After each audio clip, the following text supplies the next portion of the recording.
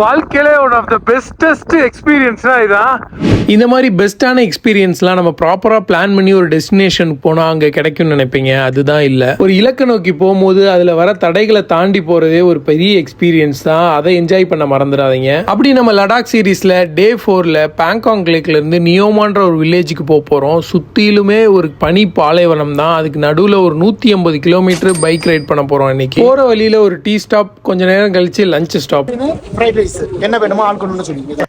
என்ன மனுஷன் சாப்பிட்டு ரைடை ஸ்டார்ட் பண்ணால் ஒரு கிட்டத்தட்ட 50-60 கிலோமீட்டருக்கு ஆள் நடமாட்டமே இல்லை. அப்போ தான் இந்த அதிசய நிகழ்வு நடந்துச்சு. வாழ்க்கையில இப்படி ஒரு சுச்சுவேஷன் மத்தியில் இதை என்ஜாய் பண்ணோமான்னு கேட்டிங்கன்னா இதை சர்வை பண்ணோம். அதுவே ஒரு பயங்கரமான எக்ஸ்பீரியன்ஸ் எங்களை கொடுத்துச்சு. முடிச்சுட்டு நேராக நம்ம ஸ்டேக்கு போயிட்டோம். அங்கே போனோன்னா நமக்கு டீ காஃபி எல்லாமே கொடுத்தாங்க. கொடுத்துட்டு நேராக செக்இன் ஆகிட்டோம். நைட் டின்னருக்கு குளிருக்கு இதமாக சுட சுட சோறு, ரசம், முட்டை, சிக்கன் இது எல்லாமே நம்ம ஆர்கனைசர் கார்த்தி அண்ணனே அவர் கையாலே சமைச்சு கொடுத்தாப்புல. நேராக ஃபயர் கேம்பில் போய் குளிருக்கு இதமாக ஒரு ஆட்டத்தை போட்டுட்டு இந்த டேயை முடிச்சுக்கிட்டோம். அடுத்து என்ன நடந்துச்சுன்றதை அடுத்த வீடியோவில் சொல்கிறேன். டாட்டா பாபாய். நம்மளை ஃபாலோ பண்ணி வச்சுக்கோங்க.